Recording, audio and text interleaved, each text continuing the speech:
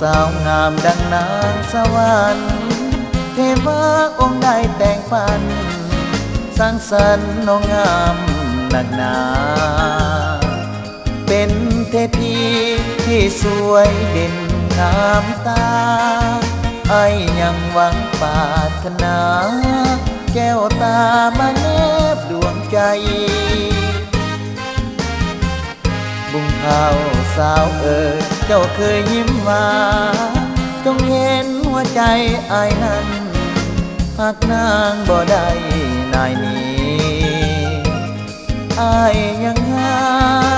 หักสาวเจ้าดังชีวีจะขอมอบชีวิตนี้ให้สาวบุญเผาเคียงนอนหนุ่มเวียงจันทร์ฝันใฝ่ควรหาไอ้แทบเป็นบ้าบางครั้งเป็นลมหัวใจไว้วันสุดจะหาหักสาวเจ้าดังสีวันหากได้คู่เคียงจอมควร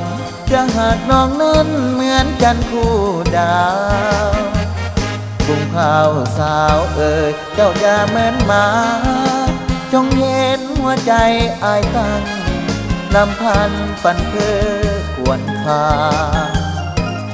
หากได้สาวมานอนแนบข้างอายจะบ่เหหันห่างจะหักนางน้องเจ้าผู้เดียว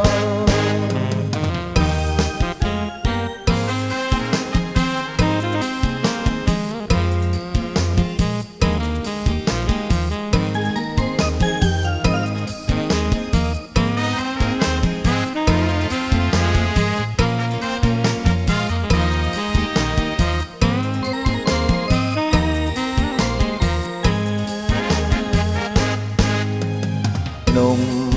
เวียงจันทร์ฝันใฝ่ควรหาไอ้แทบเป็นบ้าบางครั้งเป็นลมหัวใจไว้วัน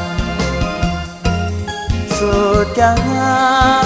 หักสาวเจ้าดังสีวันหากได้คู่เคียงจอมควรจะหากน้องนั้นเหมือนจันทร์คู่ดา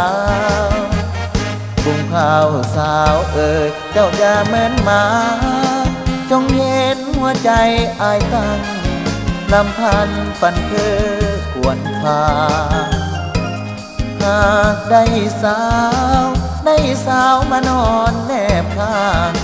อายจะบ่เหหันห่างจะหักนางน้องเจ้า